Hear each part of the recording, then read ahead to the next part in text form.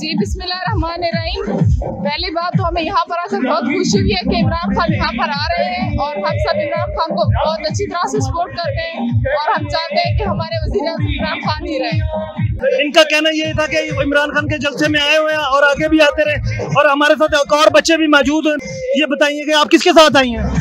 मैं अपने पेरेंट्स के साथ आई हूँ इमरान खान को सपोर्ट करने के लिए। हम अपने खान का बेसब्री से वेट कर रहे हैं वो जल्दी से आएँ और हम लोग अपना जलसा स्टार्ट करें। तो मौसम भी ऐसा है लेकिन हमारे खान ने का घबराना नहीं है, हम हर सूरत में उसके साथ हैं जैसे भी हैं।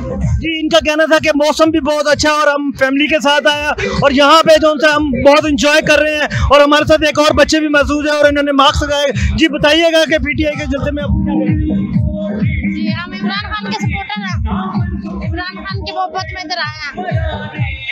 जी हम इनका कहना था कि हम इमरान खान के सपोर्टर हैं और हम इमरान खान के जलसे के लिए आए हैं।